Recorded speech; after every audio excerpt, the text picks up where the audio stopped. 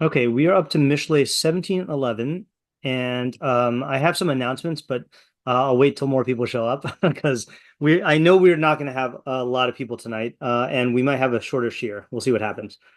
Okay, so this pasuk says, "Ach." Oh, so I mentioned in the description of the shiur. So actually, I'll show you. Chapter 17, for whatever reason, is one that I draw a lot of psukim from in my high school shiur. So if you see all the yellow ones here, all of those are ones that I tend to teach in high school. In fact, I would add six also. So if you can see here, ours is right in the middle, or not in the middle, but like ensconced in like this whole big thing of psukim that I'm familiar with. So I'm not so familiar with this one. I don't know if it relates to the pasuk before it or the one after it. But we'll give it a go and see what happens. Okay, and it's a little hard to translate. Okay, especially the first half is hard to translate. So I think what I'll do actually is let me just show you what each word is on its own. Okay, so ach, Marie, Yevakesh, Ra. Oh, Avital, you made it. I did not expect that. Avital and Yitzi, we have to wish a mazel tov to Avital and Yitzi that they just had a baby boy. So mazel tov. I did not expect you guys tonight. I'm glad you could join, and if you have to go, understandable. Yeah, we Um, didn't bring the baby, but we're glad to be here. okay, yeah. Okay. The baby's gotten a lot of Mishlei in the womb. I'm sure hearing osmosis. Yeah. Okay. So okay. So the difficulty in translating this here is okay. First of all, how do you translate the word ach? If anyone wants to venture, I think that's like two translations. I think. But maybe Okay. Yeah. But or or I mean, however. yeah. But and however, I feel like are those the same thing? Yeah. But or however is I think I classify as the same one. Yeah. Yitzi. Only? Yeah, or only. Okay, or only. Yeah, you could probably do indeed also maybe. I'm not sure. Um, but so but or however and only. Okay, now Marie. Okay, anyone want to try translating that? Or actually, I got it right here. But all right. So Marie. So this is the difficult part here also. Okay, Marie literally means rebellion. Okay, or it could mean rebellious person. Okay, it could be a noun or an adjective. So, for example, the I think the one that they compare it to is Pessy. So, Pessy is a naive person, and but also I think it is a noun for the phenomenon. Yeah, Alex. I'm just curious if this has anything to do with the shorish for bitter. Good question. I don't think so. Unless you want to be really creative. Um, it is the probably the most familiar instance of this would be the institution of Ben Sorer Umoreh, so the wayward and rebellious son. So Moreh is rebellious, or the Rambam has Hilchos Mamrim, the laws of rebels. Or Zakin Mamre is a rebellious elder. Okay, so those are the ones here. I don't think it has to do with bitter though. Although I wouldn't be surprised if someone said that. Okay.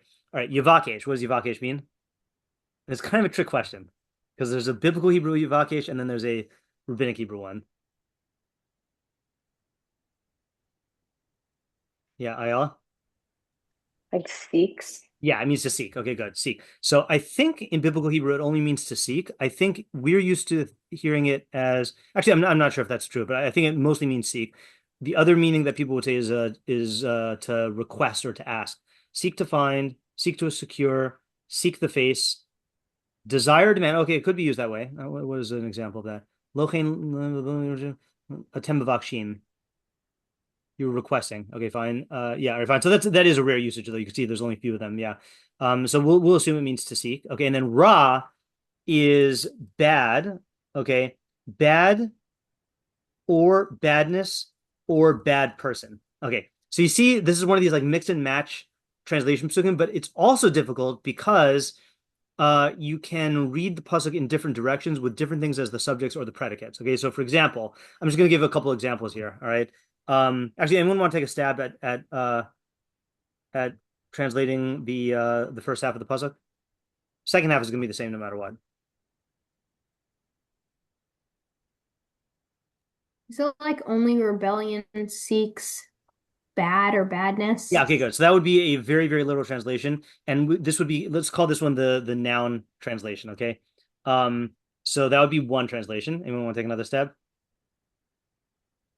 Yeah, Ayala? Only a rebellious person seeks bad. Okay, Badness or bad. okay, right. Only a rebellious person seeks badness. Okay. So this would be noun plus. Actually, let's do this. Okay. This is double noun.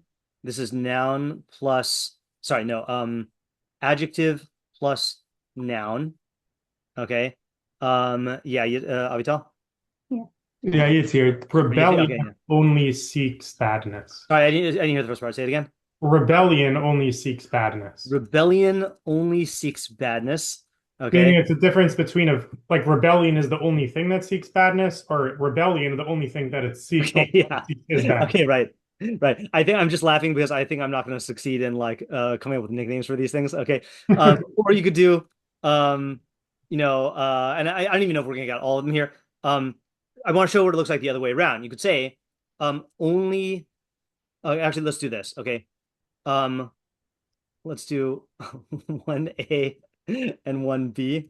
Okay, which is only rebellion seeks badness, or only badness seeks rebellion. I think you could say it like that also. Ach Marie Yavakish Ra, that Ra is the subject and then Marie is the object. Okay. And similarly, or only a bad person, sorry, only badness seeks a rebellious person. Okay. Hold on. I'm not going to type translation here. I'm just going to do it like this here. Okay. So each of these could be reversed. Okay. So you've got or badness only seeks rebellion. And then we've got only, you could also have only a rebellious person seeks a bad person, or only a bad person seeks a rebellious person. Okay. So you get the idea. Okay. You can mix and match to your heart's content. Okay. But how do you translate the second part? Umalach achzari yeshulach bo. At least this part's easy. Malach has a couple translations, but you'll have the similar gist. Is it like, and a messenger of cruelty Yeah. will be sent in it? Okay, very close. So, and a cruel, so Akhzari is definitely an adjective. So that part we got done. So cruel, so I would say like this, okay. Agent is probably the most generic term, okay. Messenger is another one, and then angel would be a third one.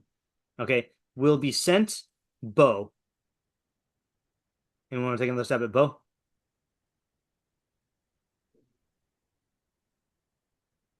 With him, maybe.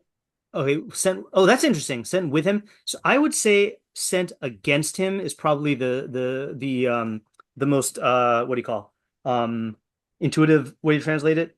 Well, I guess we'll see how the English translates it in a little while. Okay, so let's just hold on. I'm just trying to find a way to clean this up to make it accessible here. Okay, so yeah, let's go like this, and then we'll say 5 plus question mark. You get the idea. Okay, fine. Okay, so now let's go to the English. Let's go to the minimalist translations here. Okay, so we got ציון who says Yeshulach is inyan girui v'shisui kamo v'shem behemos ashalach bam. So it means to incite. Okay, so we'll be incited against him. I don't know what shasui literally means, but garu is like to be magaria, someone to like rouse them up. Okay, or rile them up. So that is what ציון says. That is to be will be incited against him. Okay. So then you've got Sadigon who says Ein ratzon hamamre ki im hara. The rebel's desire is only the bad or the evil. Ushliach achzari shulach bo. And a cruel messenger will be sent against him. Okay, in the Targum, Baram Gavra Merida by Bishta, So I think this is just a literal translation. Malach nuch zaraya yishtader ale. Okay, we're gonna ignore the Targum for now. Okay, now we got the English translations, and then we'll put them all together. Okay, Art Scroll. The rebellious one seeks only evil, so that goes with person and phenomenon. The rebellious person only seeks evil, and a cruel emissary will be sent against him. Rav Hirsch says the wicked man seeks only disobedience, so he reverses it and then has it as the person and the phenomenon. The wicked man seeks only disobedience. I guess disobedience is a more mild form of rebellion. Then, as a merciless messenger, he will be sent against himself. That's a weird translation. Okay. Alter says shiur rebellion. So that's another one. So not only as in like only this to the exclusion of something else, but like the intense form of the thing, shiur rebellion, absolute rebellion an evil man seeks, but a cruel agent will be sent against him. And then our YouTube friend Peskin says the stubbornly rebellious asks for evil. Ultimately, a cruel messenger is sent against him. Okay, so let me put all this into the chat because we really want to keep all these as options. Oh, by the way, also the last pasuk we did last time was the rebuke frightens an understanding person more than striking a fool 100 times. Okay, that may be related. Okay, but we're gonna, as we usually do this on our own first. Okay, so let me figure out how to put all this into the chat. Okay, so let's start off with these and hope that aligns properly. Okay, then we'll do our translations, which are here. Okay, then we'll do these translations here, and then we will move. I doubt there's a way to keep all this on screen, so I think what I'll do is like this. Let's do this and this. Okay, and we'll make it a little bit smaller, I guess. What are the questions and problems?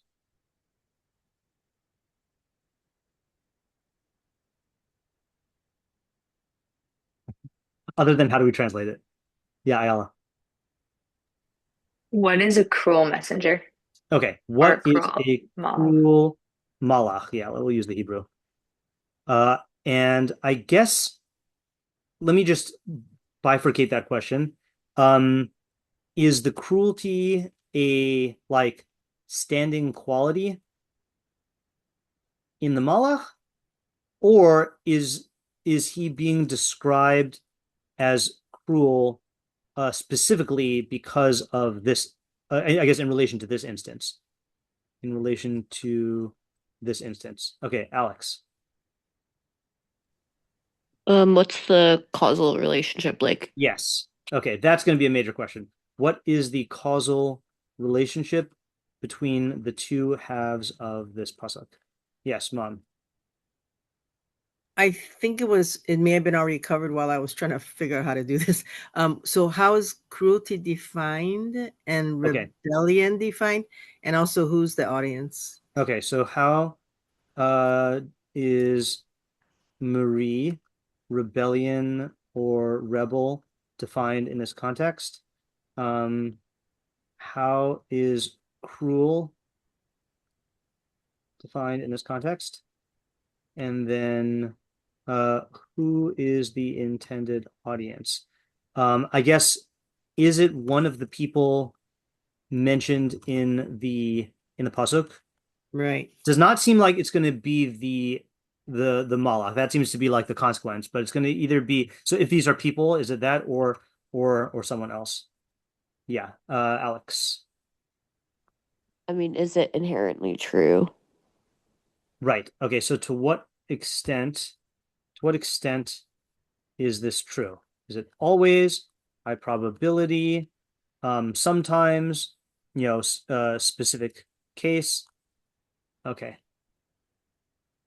So you see that? I don't know if I saw my dad had a question. That was my question. Okay. I'm trying to find a way to like translate the translation of the first half into a question. Like one question instead of just saying, well, what's the translation? Yeah, Alex? I'm also curious if, in this case, the assumption is rebelliousness is inherently a bad thing, because it seems like it is, but like, okay. Yeah. If your environment is a bad one and you rebel against that, then like. Oh, that's a good question also. Yeah. Let me take that. I'm going to tack that onto the second question. And is rebellion inherently a bad thing? I mean, it seems to be being associated with bad. right? But actually, let's put it this way. Let's say, let's put it this way. And is the pasuk implying that rebellion is inherently a bad thing? Okay, and if so, is that true? Okay, meaning, what if you're rebelling against the evil? That would seem to be good. So I am just going to ask, just as a broad thing, what relationship between rebellion and badness is the first half positing? Okay. I think that's probably the most generic way we can ask that question without getting tangled into the weeds. Yeah, Ayala? You're able to just scroll down for the questions. I just want to make sure it wasn't Yeah. asked. I'm going to actually delete the ציון because we have that in there. I don't think it was asked yet, but what does Okay. it mean yishulach though, that it'll be sent against him? What does it mean that it will be sent against him? And I guess like by whom, how, yeah. Yes, next is my dad. What does it mean to have a sheer rebellion as opposed to what other kind of Right. Okay, yeah, that's another question we have to ask you. Okay, so what, or I guess how and what does the word ach qualify? Okay, meaning why only, what is meant by sheer? Okay. How do we know? I mean, it's a really hard first half of the puzzle. You can see why I did not teach this to my high schoolers. Yeah, next is my mom. So the verb seek is in both halves. What's the process of seeking? The word seek is not in both. Oh, okay. It's only in I person. must be looking. Okay, okay. Yeah, each of these is a translation for just the first half, and then this is the second half. Have we explored that question? I'm not sure. I got kind of seek. lost. No, I don't think so. Okay, so what's the process of it? Seeking generally seems to be a good thing because you're, inquiring minds and that it seems like a positive thing to seek, but I'll just put it out there. Okay, so where should I put this here? Let's say, what does seek mean in this context? And what is implied by the seeking that's being done? Difficult. Yeah, Ayala? Also, just to add to that, I think specifically, what does it mean to seek ra? Yeah, right. Specifically, what is he doing? Right. Specifically, if we translate ra as badness or evil, what does it mean to seek it? Like, like practically speaking and motive wise, right? Like, i.e., does anyone say like, I want to do evil, right? Does not seem to be the case. What's the line I like in hold on, let me see if I can find it here in Gift of Fire. Oh, this is a good time to make my announcement. Okay. So those who have been following along, I had a Hanukkah 50% off paid subscriptions on my Substack. I have decided to extend it because I ambitiously tried to write an extremely ambitious Hanukkah article yesterday, and I'm working on it today. And I know Hanukkah's over, but like I really got to get this idea out. And it does have a paywall, and so I want to at least extend it as long as for as long as me to get this out. I also want to write an article about the parsha that might have some like R-rated parts in it. And then I also am not going to be writing next week, so I think I'm going to just extend the sale until the first week of the new year. So thank you for those of you who have subscribed, and I want to write about this in the What I'm Thinking About This Morning tomorrow post tomorrow, where I'm thinking about tomorrow. What I will be thinking about tomorrow that I want to write about is the sale has been so good that it is really seriously making me consider like really shifting into part-time writing as a much bigger part of my income. My income increased by 25% from my Substack income increased by 25%. So not my total income, but so that's a thing that is good. But anyway, why did I go here? Oh, for Gift of Fire. Hold on a second. Oh man, it's not here. There's a great wait, hold on. There's a great quote. I just gotta get it. Richard. Oh yeah, knowing about. There we go. Is it here? Yes. Outside the pages of fantastic fiction, there is no one who says in his heart, I will do evil. We all intend the good and would at least often do it if we could, but we don't always understand what the good is. That was the line I was thinking of there, right? So in other words, what does it mean to seek evil? Like only Disney villains do that. And even they have motives usually. Okay. Yes, Yitzi. Yeah, through the few psukim that I've seen for Mishlei, like for all the words to describe badness, I don't think cruelty has come up. So it's more of a question of what, like how to define, not so much how to define cruelty, but of all the Mishleic forms of evil, why specifically this Marie and Ra has the effect of cruelty. Right. Okay, that's a good question. You see, by the way, cruelty is actually a, oh, this can't be. Hold on. Yeah, I guess so. Achzari only appears 7 times in Tanakh, or 8 times, I guess. 4 times are in Mishlei. And I guess Achzar is a few times. Achzarius is a few times also, maybe. I don't know. Unless I'm reading that wrong. Yeah. So hold on. I actually just messed up your question in my mind. So we'd already asked how is cruel defined. So another part of this is what relation does cruelty have with, other Mishleic traits and archetypes? Was that your question? Yeah, and I guess just a little further, what's unique about cruelty amongst all the different flavors of bad that makes it the appropriate consequence of the first half of the pasuk? Okay, what's unique about cruelty in terms of, I guess, vis-a-vis other flavors of bad? Yeah, it's also interesting because it's not I think it's pretty clear that the second half here is like the consequence that befalls the real players in the pasuk, and the players in the pasuk are in the first half. So it is gonna, you're right, it's gonna have to be fitting, but yeah, it's not being touted as a quality of the Mishlei fool here. Okay, I think we definitely have to ask here, what is the subject matter and decision making scenario? Okay, and I don't even know if it is going to be what do you call if it's going to stem from this pasuk. Okay, so for example, just to again show you the context, the previous pasuk was about rebuke. Okay, and there are going to be meforshim who learn this pasuk about rebuke. Okay, the pasuk that we're going to do next time is I think this is my dad's favorite pasuk. Better to confront a bear that has been deprived of her cubs than to confront a fool in his foolishness. Okay, so some say that is like the example of the cruel agent is the bear, like who's attacking the fool. So like it just who knows what the subject of this pasuk is. Okay, and I guess we should also ask. I guess let me just put all of our questions into one here. What's the subject matter? What is the decision-making scenario? And what is the practical advice?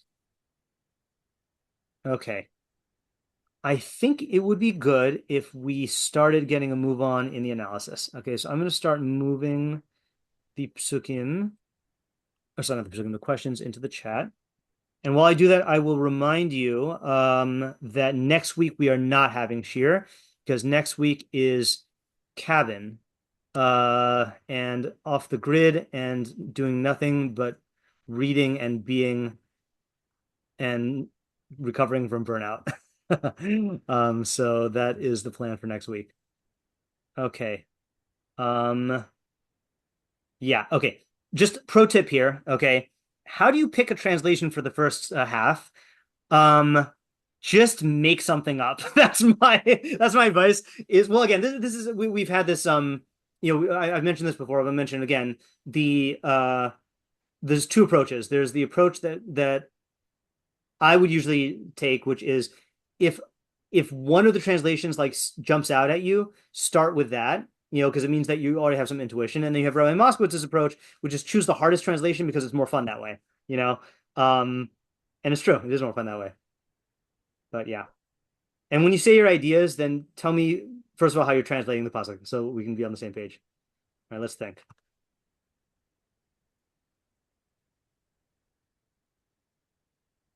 Top one.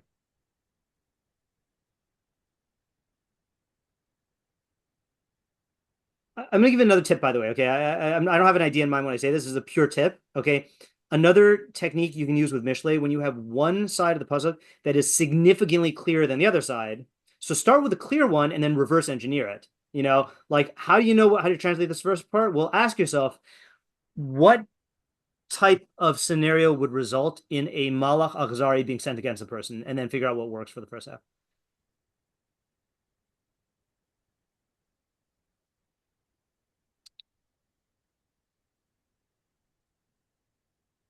Okay, Ariel, take it away. How are you translating it?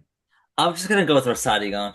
Okay, so Sadigon says, Yeah, just Sadigon. Okay, that's fair. Okay, so I'm just gonna put this here. The rebels' desire is only the bad, okay, or evil, and a cruel messenger will be sent against him. Okay, go ahead. Yeah, so I want to say that, it's funny. I think Alex's question was a good question that it kind of got me thinking about, is it true in all cases, like if you're, a rebel against like an evil king, is everyone? So I think that it's I don't think the pasuk's talking about it. I think the pasuk's specifically talking about an individual. That's like his midah is to rebel. Okay. That's like who he talking is. about a person whose trait is to rebel. Yeah. Okay, Yeah. Meaning what you're saying it's not like he has a specific value system that he's rebelling against or rebelling for. He's just a rebel. Yeah, he's just a rebel. Yeah. He's just he just likes to rebel. He for whatever reason. I don't know. Whatever. I mean, you can come up with many excuses. I don't know. Maybe because like he thinks he's constantly right and everyone's wrong, and he's gonna rebel against everyone else's ideas, or he's gonna rebel against the Malchus because he thinks he's better than the Melech, and like he for whatever reason. Okay. Okay. So I want to say that the second half of the pasuk is just the consequence of him rebelling. Okay. And yeah, that's it's kind of like all I got. Okay. No, I think look, this is sometimes when you're confronted with a pasuk that's just really, really difficult, start with the most direct idea. So I think let's just talk it out though, right? So what is this malach achzari, and how do we know that that's a consequence? Yeah, so I mean, I think that when you when you rebel against, I don't know, let's say you're rebelling against the Malchus, chances are you're gonna get killed.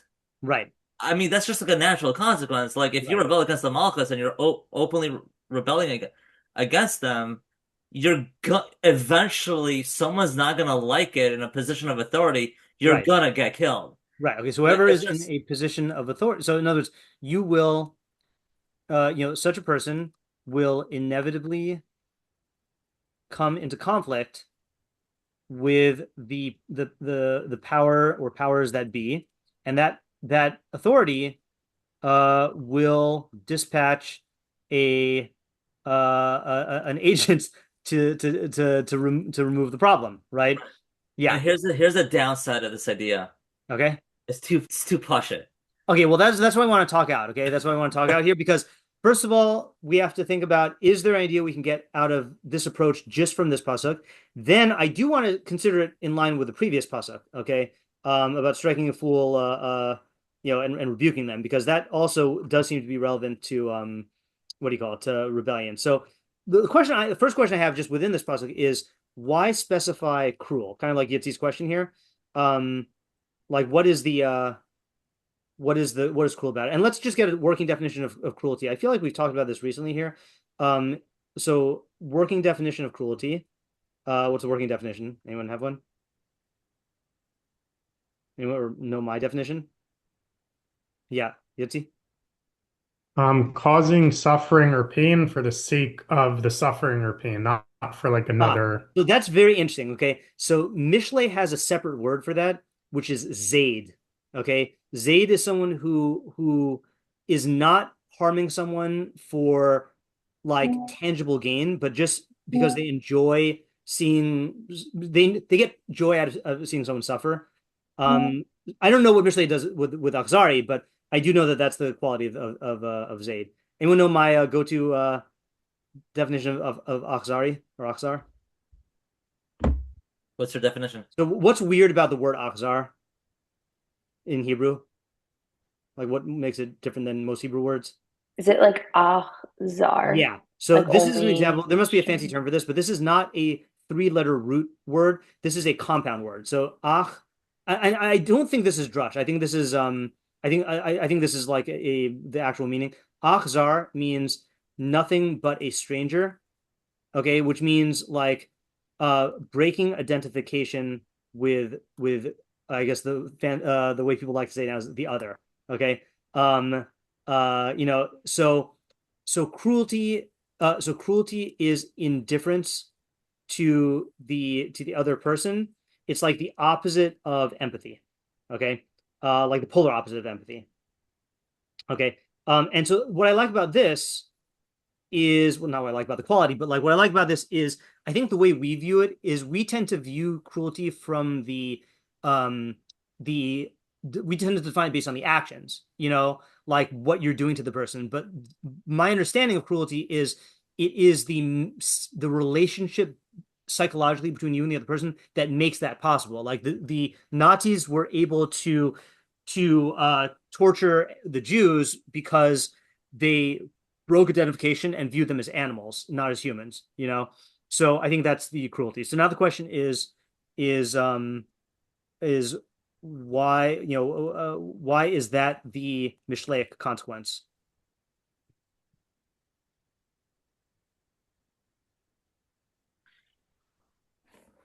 Well, I guess you know, if you analyze like you know someone who is like you know Mori Malchus, for instance, you know if you kind of think Could you about just it, translate, by the way, just when you use those terms? yeah, someone who's like rebelling against the kingdom, Yeah. right? Or even if you're like, I know if you're Michal Shabbos before Hesed, if you're like violating Shabbos in public, you're considered a guy l'chol davar. Yeah. So in both scenarios, you are kind of breaking your identification with, you know, a specific group of people. Mm-hmm. So Right. Okay.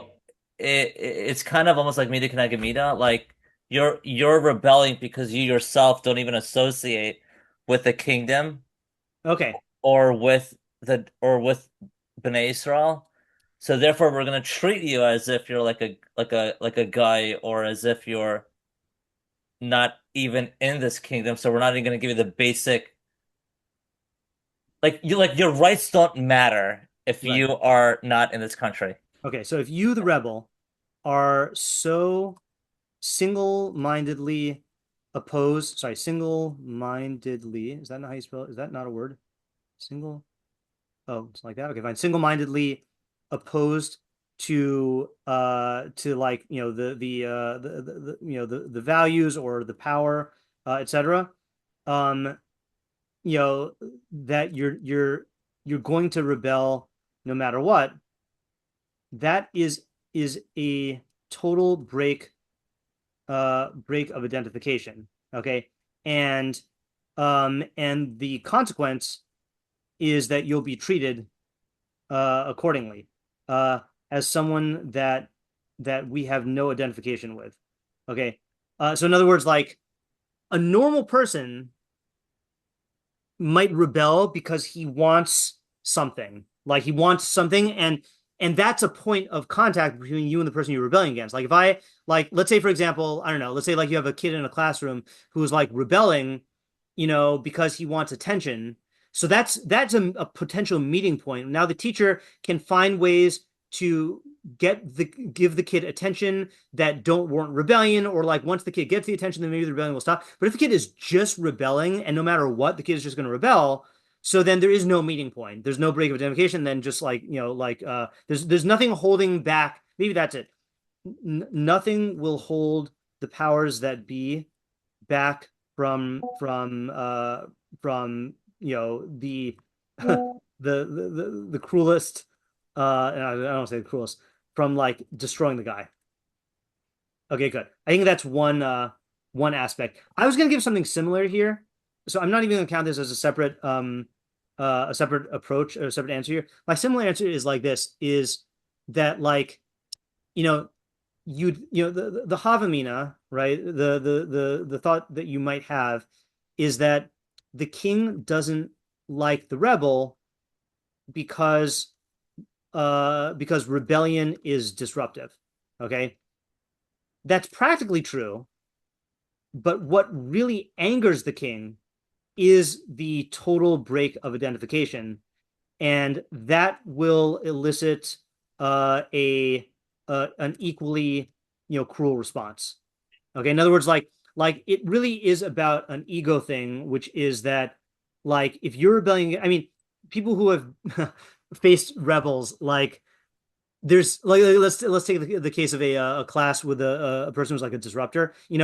It's annoying for the teacher that your lesson gets disrupted or whatever, but there's a separate kind of annoyance that feels like an ego blow when this kid does not even recognize you at all. Like it's just like you're a nothing, and that's I think why it awakens a cruel response. Like this person doesn't recognize me, I'm not going to recognize him. I'm just going to destroy him. Okay. Anyone have another answer to this question of Arya's question? Yeah, Ayala. Actually, I don't know if it's another answer. It's more of an addition to this. Sure. So I can get back. Yeah, go ahead. I add it now. Okay, I was going to say, I think this also very much applies on the individual level, where you could be rebellious against like a kingdom or whatever, but you can also just like act rebelliously to the people in your life, whether that's like authority or peers. And I think this stance of like heart at war, I don't know if you're familiar with the term it's a book, I think it's called The Anatomy of Peace. Yeah. I just didn't hear you. Well, what phrase did you say? Heart at war. Oh, heart at war. Okay, yeah. Yeah. I thought you said but yeah, word. like I think I was like, yeah, I've heard words, but yeah. But right, like when you're rebellious or like contrarian to other people, you're like separating yourself against them. You're like putting up their defenses, and then it may even feel like the entire world is like cruelly out to get you. But okay. It's because that's what I was gonna say. That's the second approach. Okay, so I'm gonna make this as two separate points on a very small scale, even 1-to-1. Okay, so the other thing I was gonna say is maybe this is the cruelty isn't describing the objective reality of the retaliation, but the way it's perceived by the rebel when he gets it. Okay, like not just a victim, but everyone's out. Sorry, everyone's out to get me. Okay, and again, I'm familiar with this from examples in school. Is that when you do have the rebellious kid, the thing that the kid always like, and again, I'm not talking about like a kid who is just picks on one teacher. Kid's like totally rebellious. What does the kid always complain to their parents? Is that all the teachers are out to get me? Well, yeah, it's kind of a self-fulfilling prophecy, and you are like I was saying, your heart is in a adversarial mode. So of course, anything that opposes it, when your heart is at war, in an adversarial mode, any opposition to your opposition will be perceived as cruel and targeting you. Yeah, Alex? I think also to add at least to this idea is I think what's important to note is that the rebelliousness is without cause, because oftentimes when as an outsider you view someone who's rebellious or contrarian, if they have a good cause or if they have a value to back up why they're acting that way, there's almost like an amount of respect you could give them.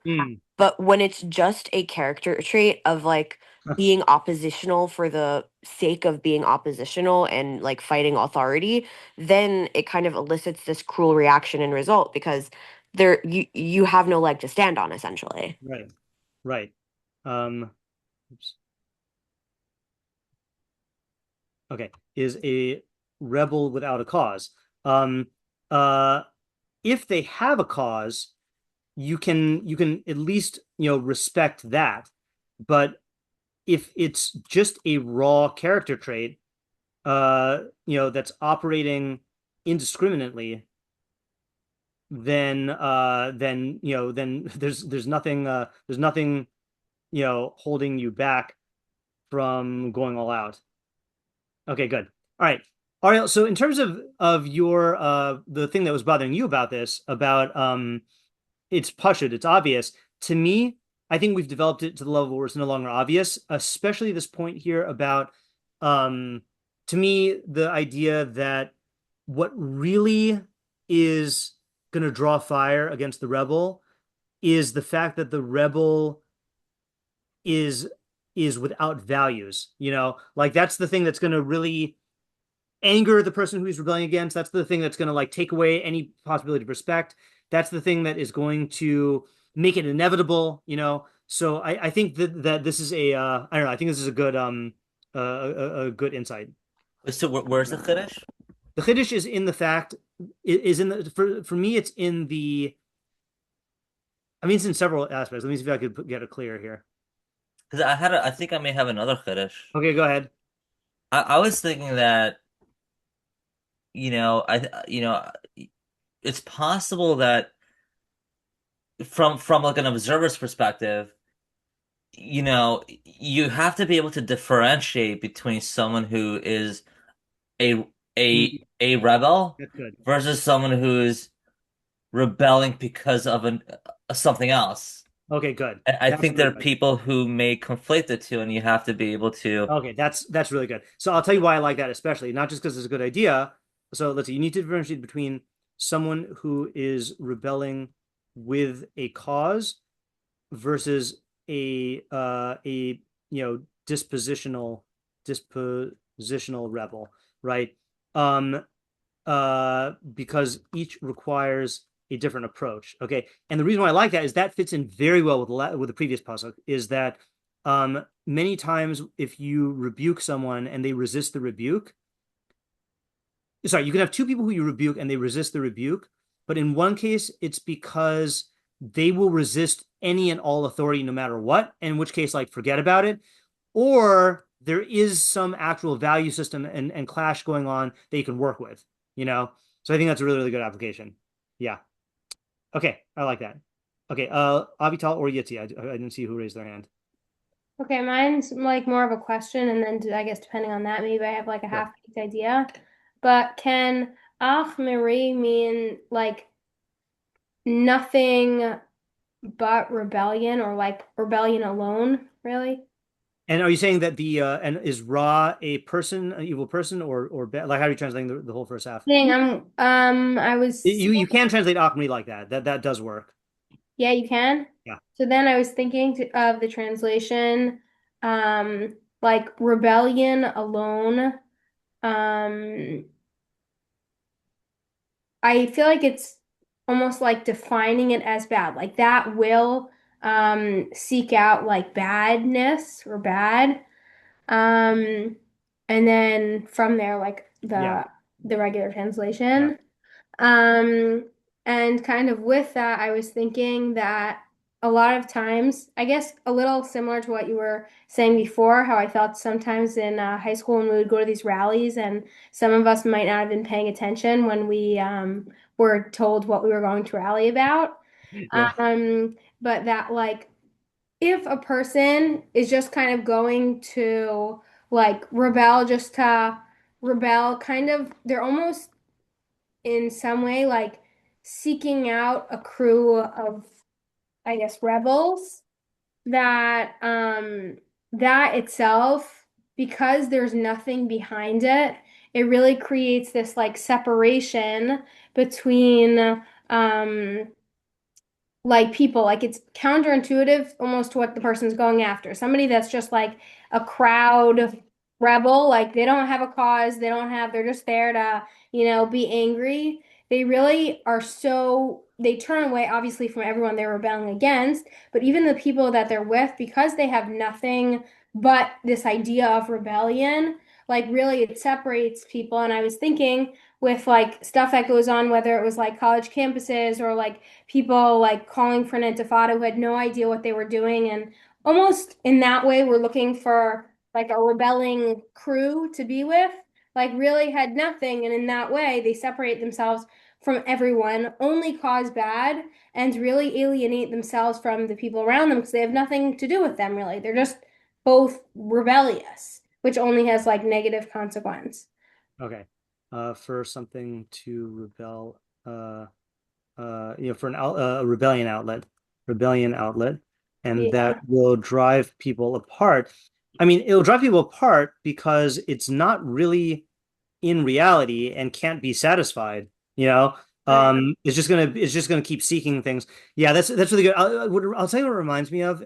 And I don't know if what I'm saying. I was thinking about this before you said your thing, so I might be projecting, but when I was in Turo in psychology, major in psychology, we took a special course, and it was by a NYU professor who was teaching at Turo just for that year, and excellent course, and it was a course on the right-wing authoritarian personality. Okay, and this is something that was like there have been studies done on this, and they had like it was like a specific psychological profile, and the example that he focused on was Nixon, and we read all these books about it, and so the right-wing authoritarian personality wants to be the authority. Like that's like the classic, let's say like, I don't know, like Stalin would be an example probably of like a right-wing authoritarian. Okay.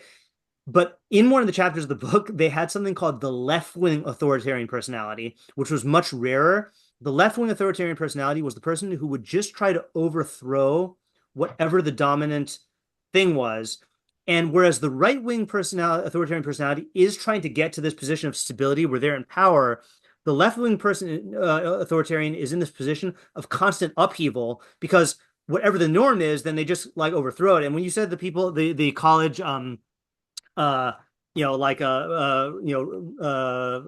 protesters or whatever, it's like nowadays it's anti-Zionism. But what I'm thinking of as an example of this is like, in the 60s and 70s, on the left-wing campuses, it was all pro free speech. That was how you rebelled, but then now it's reversed itself, that it is the left is very anti-free speech, and it's just like if you're just about contrarianism, then like you're just going to slide into being whatever against whatever the majority is or whatever like is the hot topic, and you're always going to be in conflict with people, yeah. Also, in terms of like, I was thinking for people on the other side that are either trying to engage in either actual debate or trying to like deal with them, like one thing is to really, this is similar to what Ariel was saying, but like recognize what their motives are, like where they're coming from. Like if you're just going to meet with people they're just there to rebel, like I don't know, I feel like they make these videos of like, what are you here for? Like where's the Dead Sea Right. or whatever? Like where's the sea we're talking about? And they're like, I don't know. Yeah. So like that's one type of person that you might deal with where it's like, okay, like how you engage with them is going to be very different than someone who is actually like fighting for a cause or wanting something to happen, even if it is in some ways a rebellion, or even if it is something that they're like wrong about. Yeah. Okay, that's good. Yeah. You know what? I was thinking of as you were talking, when you said drives people apart, it made me want to go back to the pasuk that we did 2 weeks ago. Machase pesha mavakish ava v'shona b'davar mafrid aluf. That one who conceals an offense seeks love, but one who harps on a matter alienates a friend or alienates a ruler. Something about your language was reminding me of that pasuk because it's talking about like pushing people away. But I don't know if there's any connection with that. I just wanted to mention that in case someone makes a connection. Yeah, also just one last thing. In terms of dealing with them, like people who really don't have a cause, I think sometimes pointing out like to them potentially, like if you're doing this to have a crowd, like maybe really look inward if you're really looking for a crowd and that recognition of those people being like, shoot, I really do have nothing in common with these people. I don't actually agree if I think for 2 seconds with any of their values, and I'm just kind of sitting here like a loser because I'm just looking to rebel. Like that might be a real tactic because if it's just about themselves, then it might cause a drop of reflection, which is like, wait, I'm not even getting what I just want. I would love to believe you that will work, but I feel like I feel like it could work, but that is definitely a rarity, especially if they're a true rebel, because then they're not even going to be able to hear you, because you're just shouting. Yeah, because you're opposition to them, So yeah, but I mean, if it can happen. I do feel like there are people who do get swept up in these things and like are capable of reflection, and they're just like the mob mentality. Right. Yeah. Yeah. Okay, that's good. That's a good approach. Anyone have another approach? Yeah, Yitzi. Yeah, so I wanted to piggyback off the idea of it building off the previous pasuk. Yeah. Where the previous pasuk is talking about a ksil, someone who's the hardened pleasure seeker. And for him, we're saying that hitting him 100 times, even if that's not a long-term solution or it's not going to work as well as rebuke for someone who's a maven, but still, like there's some effectiveness of that that mode of discipline, let's call it. Yeah. The pasuk here is saying, as opposed to that, Marie, someone who is being rebellious, where their goal isn't just to seek the specific pleasure where they're at, but they're being a rebel. They're seeking the power. They're seeking promoting their own value system that's at odds with whatever value system is predates theirs or is already in play. So that person isn't just happening to do whatever is best for him. That action is one of actively seeking evil. And because of that, that leads to an element of cruelty in it or the otherness, because there's no area to work together anymore for the empathy. You're two groups that are working for a diametrically opposed solution. And in that regard, like I don't know, it's like reminiscent of Paradise Lost, where you have the evil angel, like his attitude is, it's better to reign in hell than serve in heaven, and there's nothing to discuss. It's just a matter of trying to get power for myself, rebelling against the system that leaves me under, and then the cards just kind of fall from there. Okay, that's really good. I really, really like that connection with the last one. And then you can get, I think we had I actually want to open up the notes for last time because I think we had a whole scheme of, let's see here. I forgot if I wrote it. Yeah. So let me copy this. Okay, so let's just try this out here. I don't know if this is going to work here. So we applied this to the example of drunk driving. So we said a ksil will repeatedly drive drunk unless maybe he gets arrested many times, at which point he might stop, but doesn't really internalize why this is a bad thing. He just wants to avoid the immediate pain of the fine. Chacham will accept the knowledge that drunk driving is dangerous and bad, but won't necessarily grasp the broader implications. So he won't like extrapolate outwards. The maven will understand why it's bad and he'll extrapolate new principles like don't drive when you're really angry, don't drive when you had a bad breakup. The navon will take this rebuke about how he's prone to unsafe driving when he's in an emotional state, and he'll use that as a springboard for a deeper analysis of himself. So then we would have to say the rebel it plays Grand Theft Auto and tries to mow people down. No, I don't know. I don't know if this example works. I mean, actually, it probably could. I mean, there probably are people who like it's like teenagers who are daring their friends to drive drunk because it's against the law. He's not even driving drunk because he enjoys the pleasure of drunkenness or drunken abandon. He's just violating the law because he wants to be a rebel. Okay. And like nothing is going to stop that. Right? Like he just has to get it out. So that's like the worst state you can be in. All right, that's really good. That fits in very nicely. Is that like Fast and Furious? I have not seen that, so I don't know. Okay.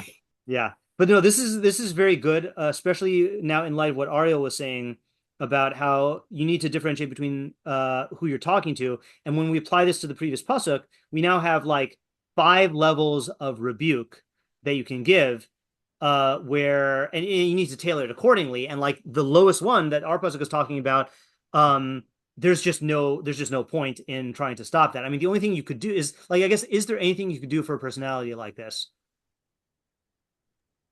I think maybe what the pasuk is telling us is that the hakos doesn't work. Like you just keep them in jail, meaning they're not a person that can be educated to work with the system. So therefore, your only solution is to achzari them, to utter them, and to just kind of okay, that's good. I like that as a verb. Yeah, is there any solution for such a person? Answer is not for reforming them, but you can achzari them away to where they will not harm others, or themselves. I mean, really, like you also want to prevent them from harming themselves. Yeah. All right, that's really good. All right, so that really completes the picture. Yeah, Ayala? Okay, maybe another approach. Yeah. So is a valid translation that a rebellious person only seeks a bad person? Okay, yeah, I think that is. I have not seen anyone say that, but if people can take Marie and say it's Ish Marie and Ra is often Ish Ra, I think it works. So a rebellious person only seeks a bad person. So I think the idea, what I want to say is that somebody who is rebelling against the system is going to have to find people who are bad and also like deviant towards the system, or again have their own agenda, in order to, for their own like having companion or whatever, but also just to get them in with their plan. And that is going to result in them being like mixed around these evil, bad people. And it's going to end up with evil messenger coming against them because it's not a good crowd to be in. Yeah. Can you also say, I'm just not to hijack your idea here, but could you also say that it's a symbiotic relationship that that someone who is, I guess, likewise, someone who is bad, okay, meaning like they do want a specific, gain, right, in an illegitimate way, okay, will want to recruit people who are naturally rebellious, right, and harness that rebellion for their own purposes. Okay, so it's like this will be a duo that will attract a Malach Akhzari reprisal. But do you think? I think it goes both ways, right? I think it's like, but I'm not just saying it goes both ways for fun. I'm saying I think within your idea, like it seems like that would be, and that might be why the pasuk is phrased in a way where you can't tell what's the subject and what's the object, because it goes both ways. I don't want to like, if this does not work with your idea, then let me know. I think this fits in well with what I was saying. Yeah, right. So like, let's come up with a real world example here.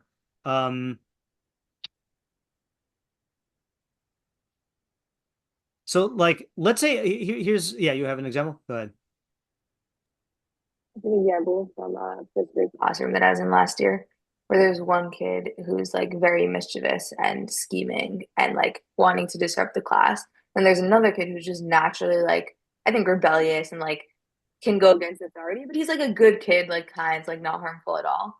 But together, like they had to like be at opposite sides of the room because the mischievous kid like knew that he could recruit this guy and like they would like be a duo tag team. Yeah. And then this like nice kid ended up getting in trouble and whatever, even though like he totally could have been bad. That's really good. I feel like we should come up with an example. I feel like this does lend itself to examples in either in politics or like in this country or like global politics. Like I do feel like there is something going on with the anti-Israel people that I mean actually no, that's a good idea, right? So the ideological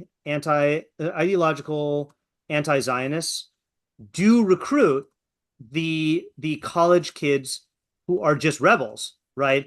Who want to like stick it to the man, and like down with the patriarchy, and et cetera, right? And each of them empowers the other one,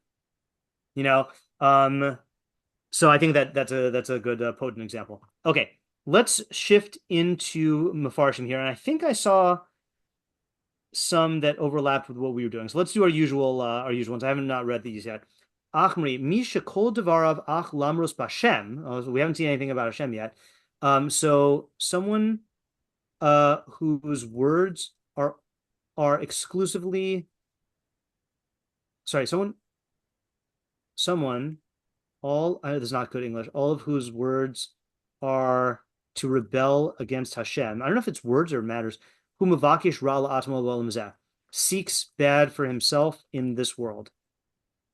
Malach achzari yushalach bo, and a cruel emissary will be sent against him. Laduno achrei moso, to judge him after death. Okay. Talk about a obvious idea. I mean, what is this teaching us? I mean, first of all, I don't know why he's saying some shekol devarav. I don't know if devarav is in speech. Like you would think it's all of his his like matters, like everything he does. Maybe you say all of whose actions. I mean, this seems obvious. Yeah, Ayel. This is still somewhat obvious, but maybe just to flesh it out a little more, is that somebody who's like taking a stance of like rebellion against the Torah or religion or Judaism or something like that, but like they try to otherwise live a moral, upstanding, good life. Like this is saying that like because they're taking this oppositional stance against like Hashem's system and like this kind of also it'll lead to like the system, they'll end up rebelling against like the system of reality, sort of. Okay. Yeah, I was thinking along similar lines here, which is that you might think that a person could be a rebel, let's just call it, religiously, but be a good person otherwise. Okay. Now we're talking specifically a rebel. Like I think if you're a pleasure seeker, then this might not apply. Okay, but I mean it'll apply for in different ways for other reasons. But this is telling you that same rebelliousness against the religious authority will lead to harm in this world, because you're going to make bad decisions with mishleic consequences. In other words, your anti-authority psychological stance against Hashem will play out in other areas, and you will, unconsciously personify reality and rebel against it and get the consequences. Okay. And Malach Achzari, now one thing I'm not sure about is why is he calling that the Malach Achzari, limiting it to after death? Why does he interpret? In other words, Metzudas David is someone who is fine saying that the pasuk is, first of all, he could have just said that this whole idea is talking about in this world, So why does he interpret the cruel angel to be a reference to punishment after death? Okay, why not take the whole pasuk as being about punishment in this world? Now you could just say malach. I mean, he's talking about an angel, but I don't know.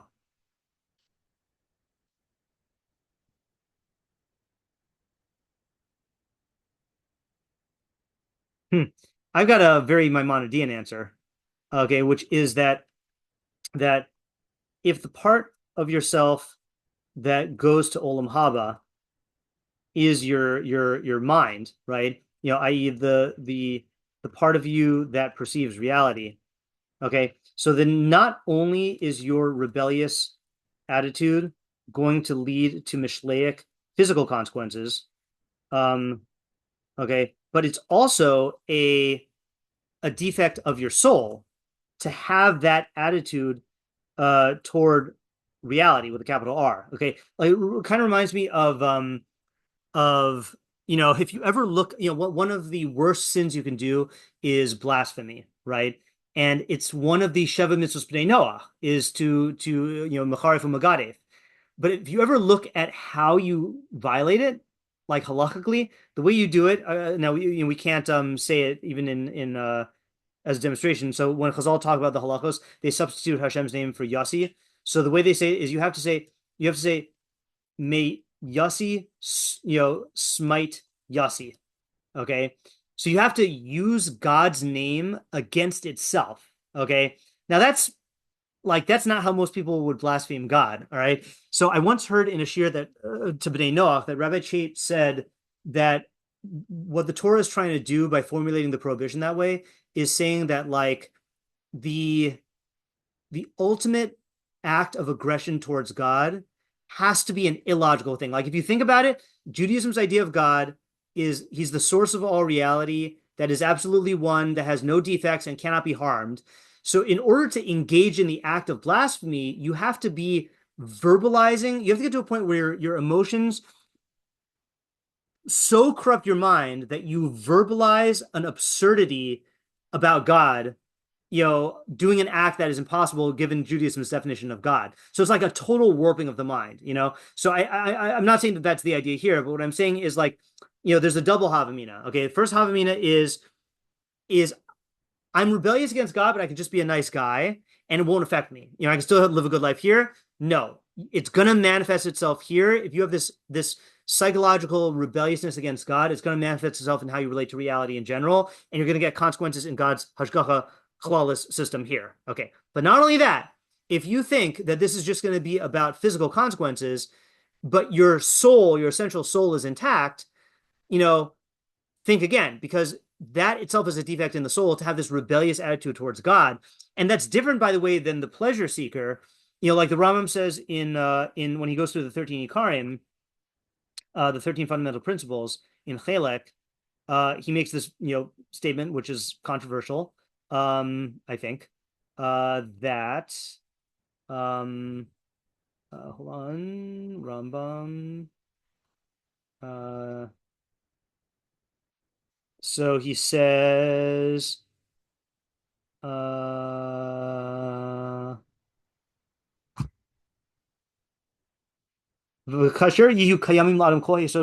the person has firm all of these fundamental principles, all the 13, and his conviction in them is real, then he enters into Klal Yisrael. And it's an obligation to love him, and have compassion on him, and all the other stuff that God commands us by way of love and brotherliness. And here's the line: even if he does whatever averos he does, due to being overpowered by his lusts and his evil inclination,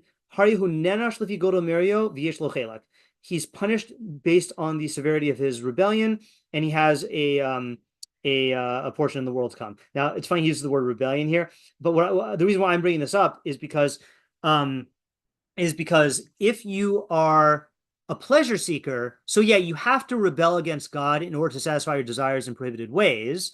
So you are rebelling against God, and that's some distortion, but you still get a portion in Olam Haba. However, if you are someone who is lahachis, who's like out to rebel against God as your definition, then you have no chelik in Olam Haba. That's one of the things that you actually lose your chelik in Olam Haba for, because that's a total distortion of reality. So pleasure seeking, our pleasure seeking seal friend might still have a portion in Olam Haba, if he's just overcome by his desires, but a real rebel against God will not. Now, I don't know if that's what the Mitzvah's David means, because when he says Ladunu Achar Moso, that might be talking about Gehenom, and I don't know what he holds about Gehenom, but I think this is a true idea according to the Rambam. Okay, I want to do someone who says Yitzi's idea. I thought I saw it when I was just copying and pasting the sources. Yeah, maybe this is it, Revina Yona.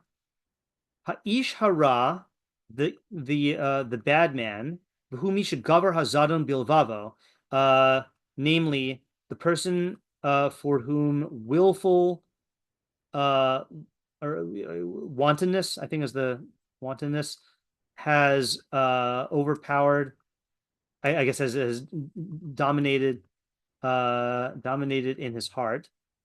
Kasher yochichuhu, when a person rebukes him, yiksha oref, he will stiffen his neck, v'yischazik laleches b'darche hara, and will persist in treading, in walking on the bad path, lamros piamochiach, in order to rebel against the rebuker, okay, ulanatzo, and to defeat him, okay. Al kain, therefore, ein tikva shetoil bo tochachas amochichem. There is no hope that the rebuke of the rebukers will help him.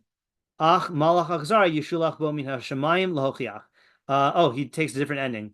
Rather, a cruel emissary will be sent from heaven to rebuke him. Okay, now I don't know if that means like the just he'll get the consequences of his actions. I assume that's what it means. Like that's like a, the laws of nature are referred to. I've seen them referred to by meforshim as cruel emissaries because they don't care who you are. They'll just, gravity operates the same way for everyone no matter what. Okay, so I think this is either the same or similar to Yitzi's idea of connecting to the rebuke, is that there's absolutely no way. I mean, Yitzi gave another example of the common meeting point here, but he's saying like this guy is just gonna oppose you no matter what, and he views it as a war, and I have to win the war.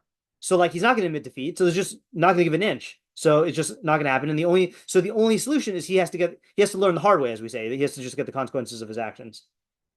Yeah. Okay, that's good. Let's do just one more, and then I'll call it quits for tonight.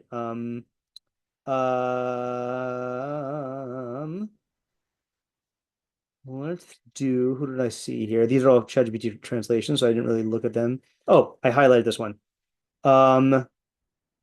Okay, so Rav Sheshes ben Yitzchak Grondy, I haven't vetted this yet.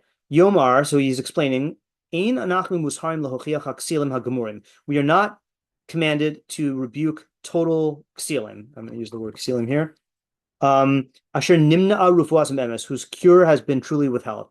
Ach Marie, only rebellion. Klomer ish Marie asher bo hamiros araus. That is a man of rebellion in whom evil traits are entrenched. That's not really a good translation here. In whom there are evil traits. Yivakesh ra, he seeks evil. Klomer ki ha'achzarius bo shnischazik begrius, meaning that cruelty has taken hold of him through moral degeneration. Okay, I don't know if this is a good translation. Bimkain, if so, nishlach oso biad peshav, he's handed over. I don't want to say this either.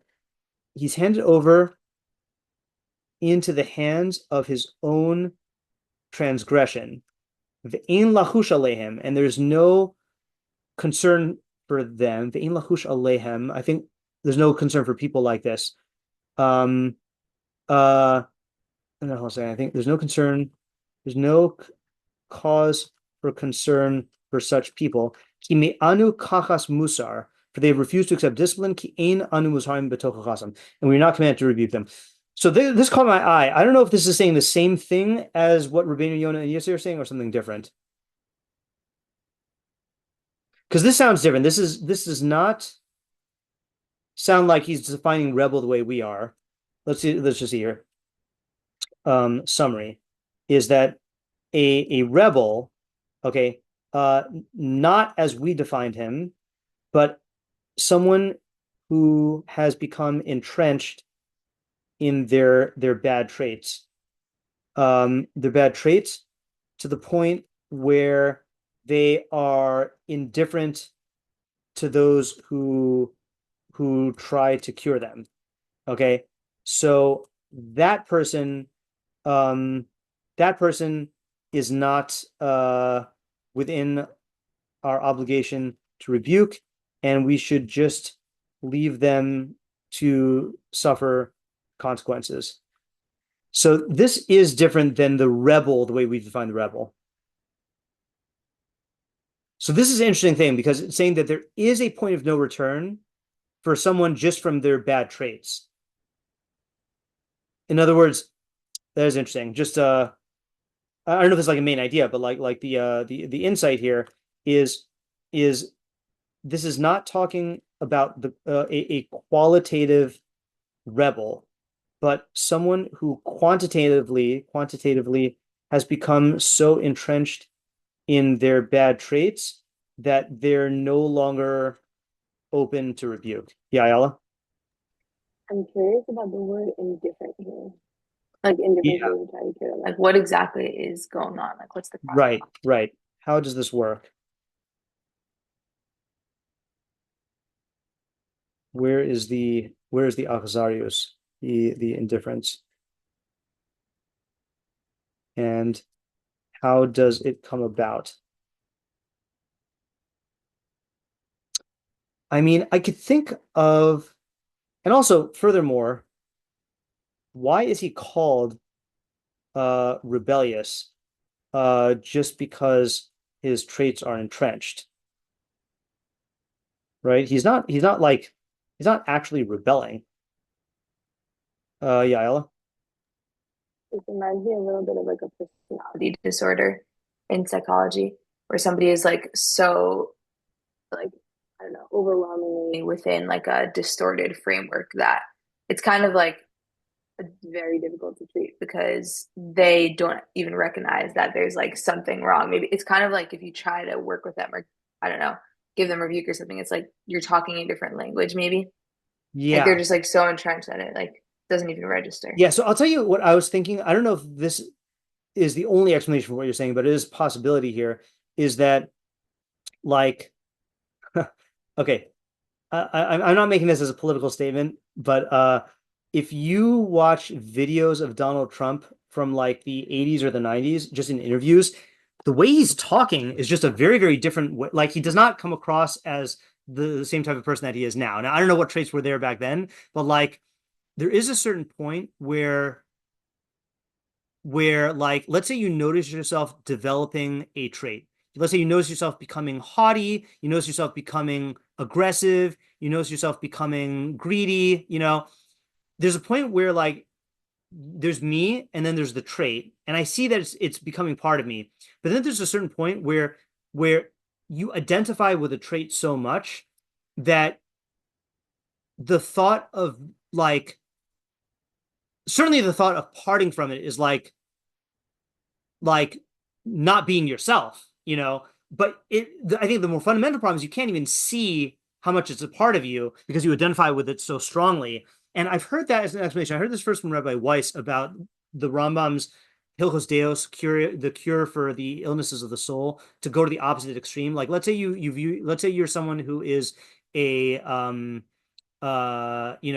a stingy person, and you cannot bear to spend money or to get rid of your possessions or to give them away, so you view that as such a part of yourself that the cure is you force yourself to do actions that are contrary to that, and it forces you to kind of come to terms with the fact like, oh, evidently this is not part of who I am because I'm experiencing myself who in ways that are not doing this, or let's say like people who are very, very shy, you force them to do to be very outgoing, to like perform on stage or whatever, and they suddenly realize, oh, like I identified as a shy person, but here I am like being bombastic. Like clearly the shyness is not as much of a part of me as I thought, so like maybe there's something like that. Now I don't know if that's you were talking like in pathology, and it might become part of it in a different way, but I do think that there is a commonality where like you can't see it as a distinct thing that you have that you're suffering from. It's just fused with the way that you view yourself or that you operate. I don't know. Yeah, I think we call it like egosyntonic versus like egodystonic. Like it becomes like part of the way that you see yourself. Like you that's a new can't term for separate me. it. Yeah, that's a new term. That's interesting. Okay, I think I am. I see. I this always happens. So very, very bad insomnia last night. But I think I'm gonna stop while I'm ahead. Instead of trying to push on to get the last 10 minutes just to say that we went till 8:30. So let's just review what we did. Okay, and I think we had a good haul here. So we had starting off with Ariel's idea, which was going all the way up here.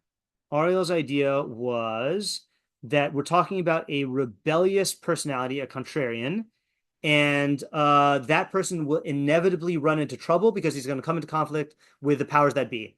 And then the question was, why a cruel emissary? So we had two basic possibilities. One is that it's mishleach mida keneged mida, that it's not that you're rebellious because you take issue with this guy's values. There you're at least meeting with this guy, and you are acknowledging that here's a person with values. No. If you're rebellious, this person is just an obstacle that you just want to knock down. So there's a total break of identification with the other person, and therefore they're not going to be willing to work with you. They're going to break you as well.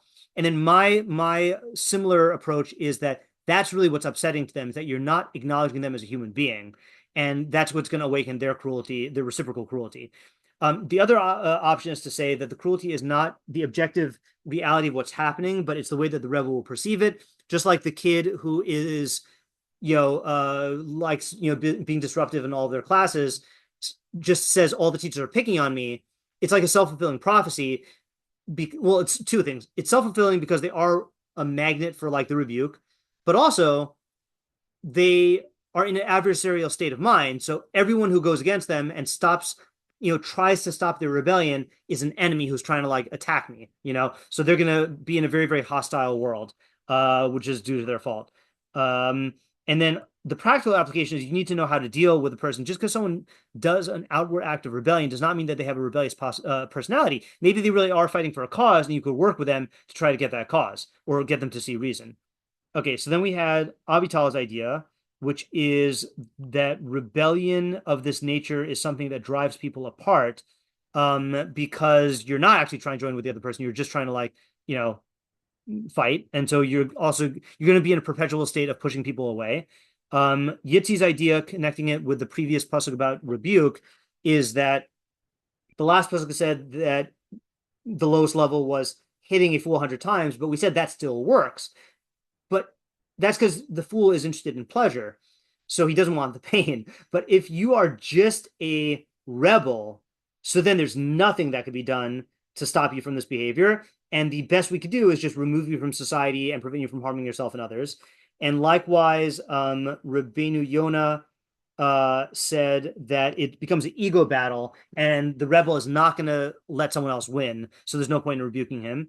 And then we had Metzudas David, who says that the person who is a rebel against Hashem, don't think that you're going to be able to confine it just to religious law, and it won't have any consequences outside of that. No, you will, and just like you personify Hashem, and you have this psychological battle with him as an authority figure, you're going to do that with reality, with Hashem's ratzon in the world, and you're going to get consequences in reality. And since that's a distortion of your mind, it's going to affect your soul in Olam Haba as well, to boot. And then we had the last one, which is speculative of the we have Rav Sheshes ben Yitzchak Gorondi, that that there does seem to be a phenomenon where your bad traits, not because they're rebellious, your bad traits can coalesce, and you can become so hard identified with them that you view them as a part of yourself, and you therefore shun any rebuke, because that's essentially saying don't be you, as opposed to let me help you with this aspect of yourself. Yeah. Okay, this was a good pasuk. Very hard to translate, but the difficulty in the translation did not end up being a difficulty in figuring it out. I don't know if that was because our minds just naturally went in one direction, or we just said too many possibilities, I'm just going to ignore them, but it worked out. Okay, so no shiur next week. And Bli Neder, next time we will have Monday Night Mishlei will be the first Monday of January. Okay, have a good rest of the week, everyone. Thank you. Thanks for coming.